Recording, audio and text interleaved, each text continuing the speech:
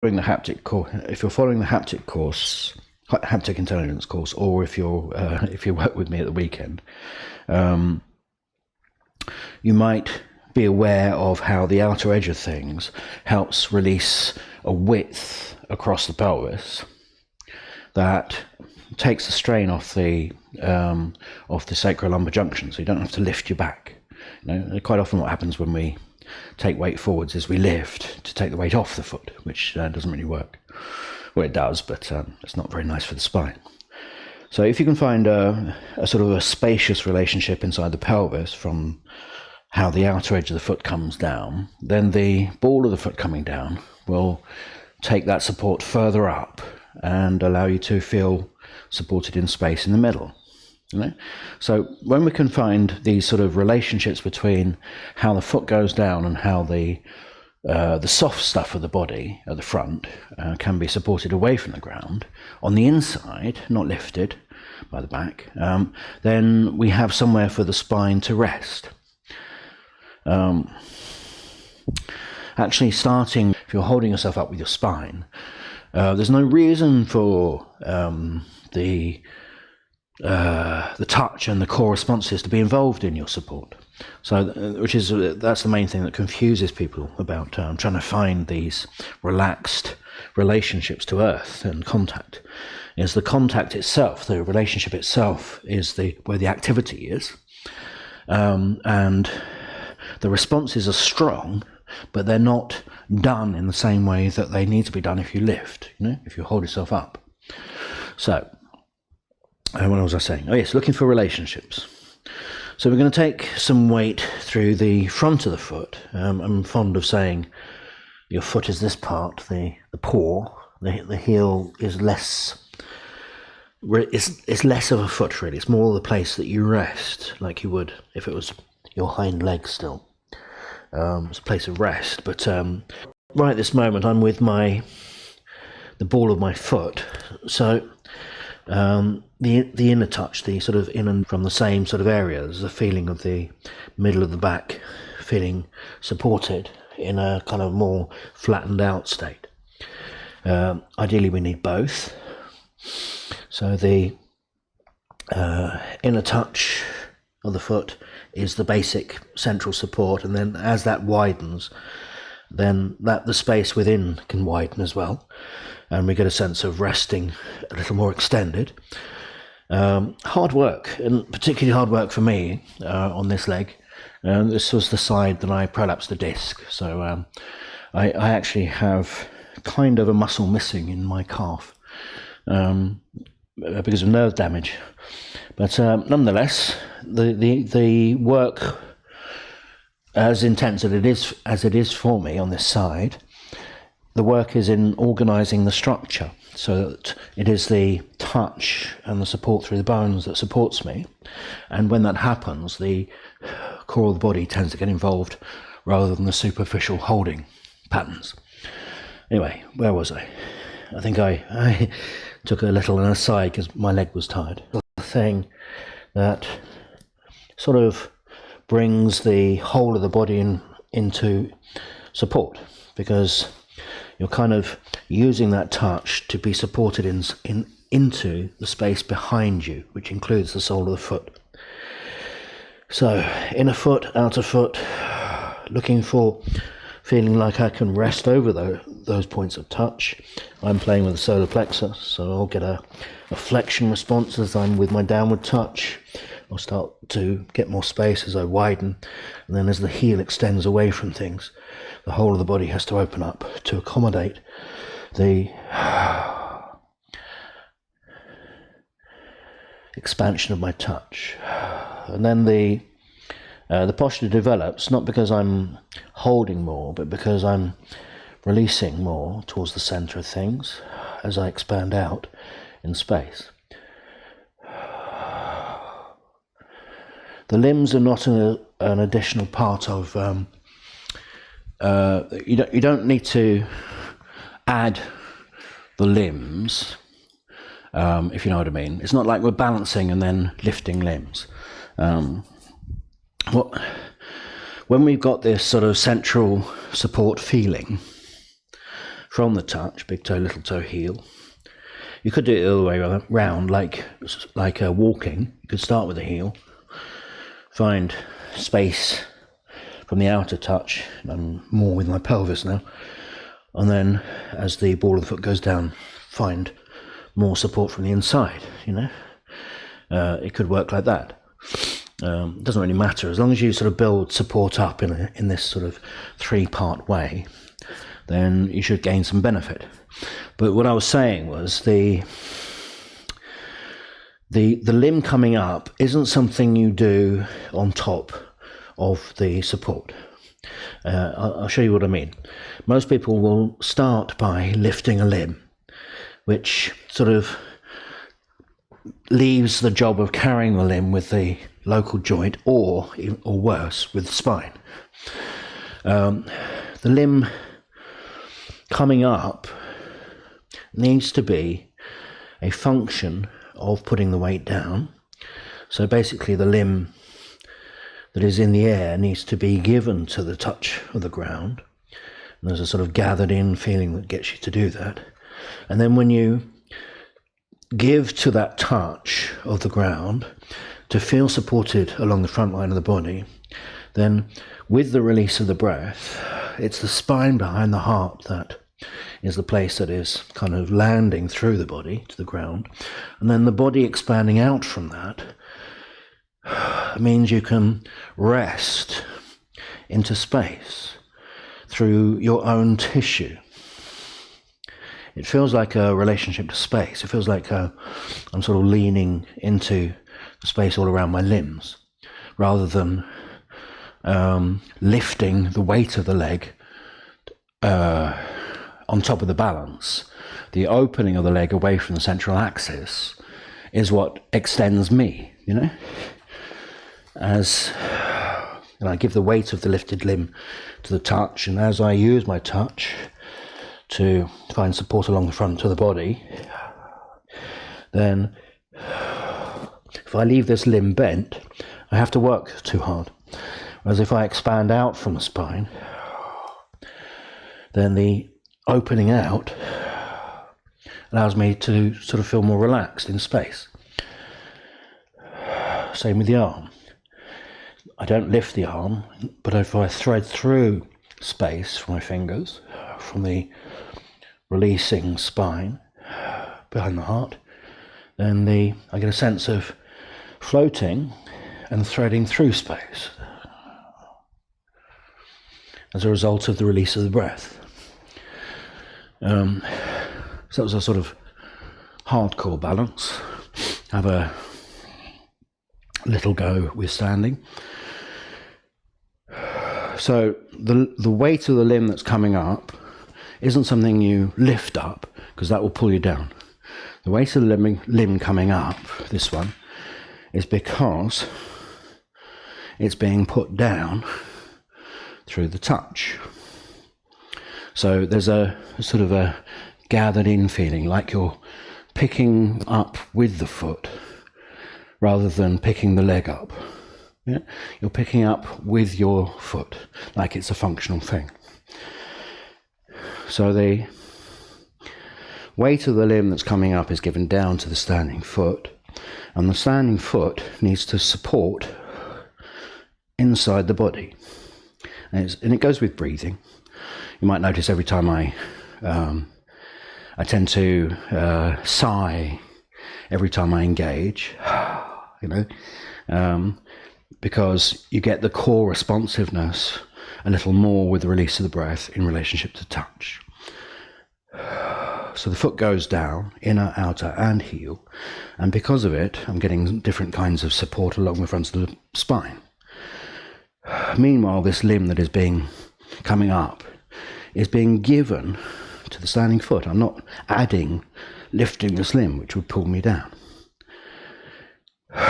So little by little, as I empty towards the middle, the spine behind the heart, gets a chance to settle through the body, little by little. And as that happens, I can grow out into space in all directions. And when it's all directions, I become lighter. So little by little, I find I develop support up through the middle as I give anything that's coming off the ground to the ground. And this is all in relationship to the release of the breath.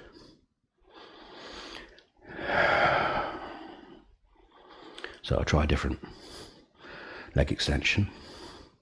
So little by little, as I release back to the center, release back to the heart in fact, and from the heart I release into my touch. So the spine behind the heart releases forwards. Then from there, breath by breath, I grow in space, threading through space.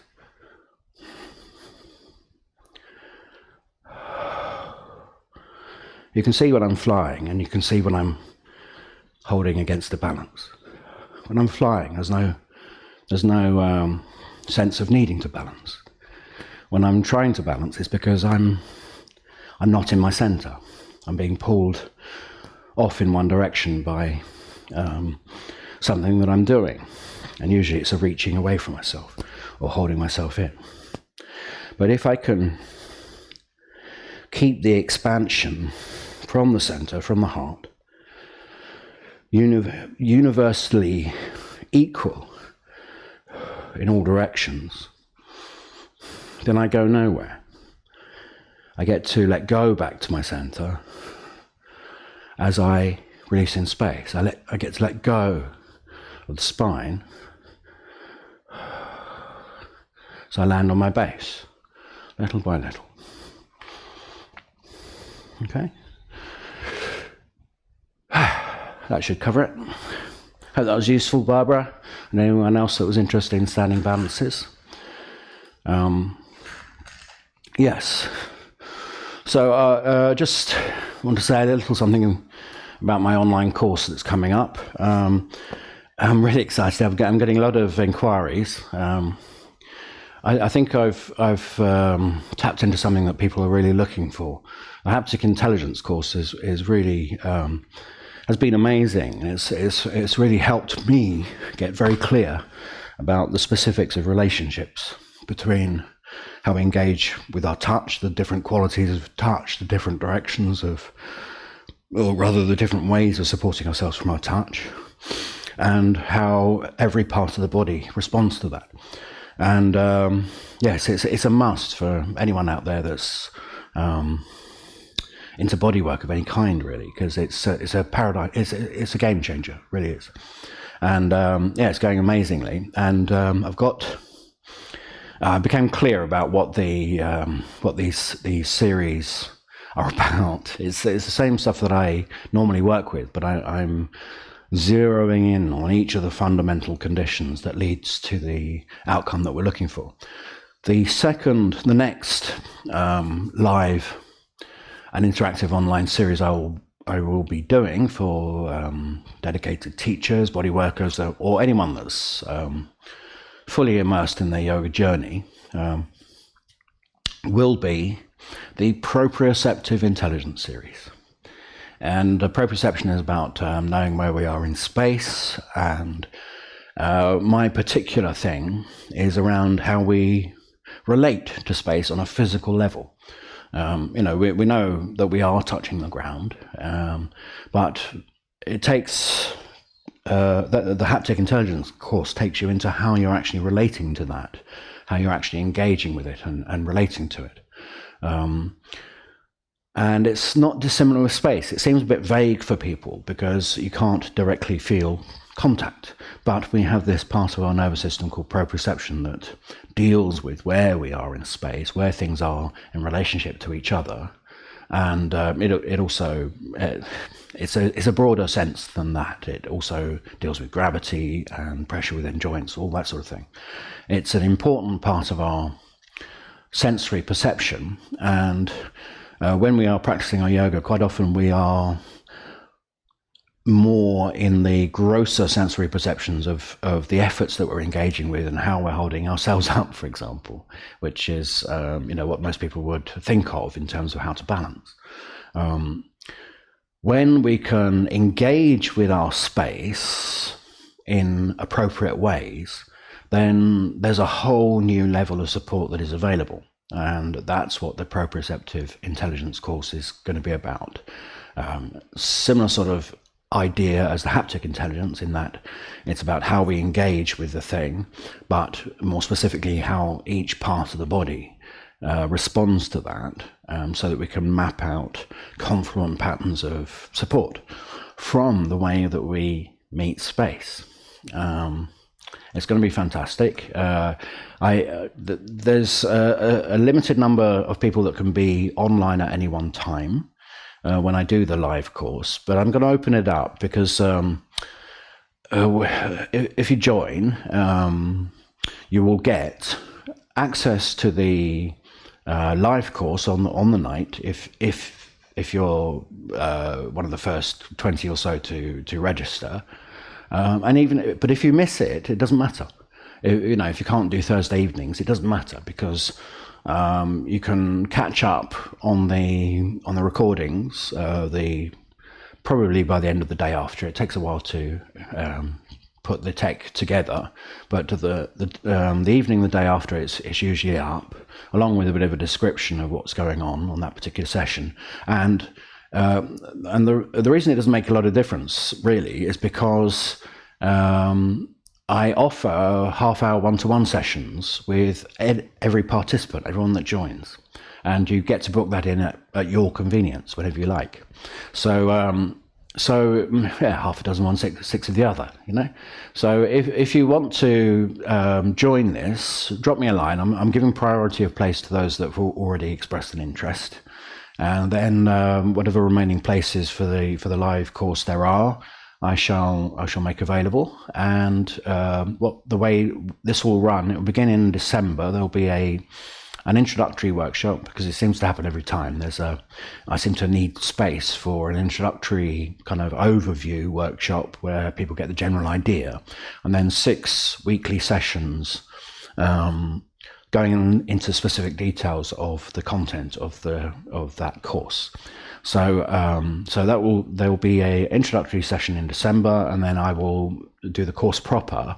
You'll need to do the introductory session. You can't just drop in in January, but I'll do the course proper in 2020, beginning of it. And if you're interested, drop me a line and get on the list of first refusal, and then I will open it to the public fairly soon. I'll be doing booking links, etc. this week, I think.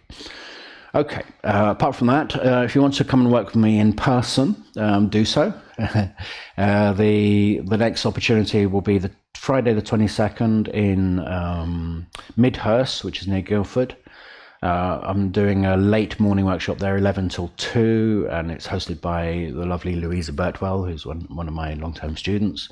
On the 23rd, the Saturday, in November 23rd, there is a 2 workshops in Angmering, in a place near Angmering.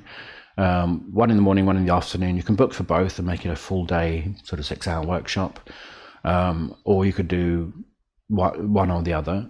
It's up to you. You get a discount if you do both. Other than that, there's the Yoga Solutions workshops coming up in Brighton and in Glasgow in December. The 8th of December, Sunday the 8th in Brighton, and Saturday the 15th, is it? Yes, or 14th. Saturday the 14th in Glasgow, I think, if that's correct. Yes, Saturday 14th. And yes, other than that, it's you can always come and work with me one-to-one, or Abigail, if you would like a rather delicious healing or treatment. Come to us. We love working one-to-one with people. It's kind of the way to go. I think it's going to be the way forwards with my training programs. So if you're interested in proper advanced teacher development, I think I'm moving towards doing that on a kind of small group, very small group, or even probably one-to-one basis. It's the only way to go. I feel it's the way yoga is always taught, and I keep veering more and more towards it in terms of people that actually really want to be able to share this work. You need one-to-one help. The courses give you the space to take the principles and work it out for yourself, and you can do that online with the Haptic Intelligence courses, and you can get that from workshops when you come and work with me with a workshop. You do get hands-on with in-person workshops, of course, but the one-to-one thing is bespoke. It's entirely in response to that person in that moment. So it's the proper fast track. So anyway, and I can do those online as well. They're really effective, and they proved incredibly effective for the Haptic Intelligence course. So I expect them to be just as useful for anyone that wants to join the Proprioceptive Intelligence course. Okay, so I think that'll do from me. I'm Marc J Acquaviva of the Acquaviva School of Yoga, signing off until same time, same place next week. Lots of love to you all. Bye now.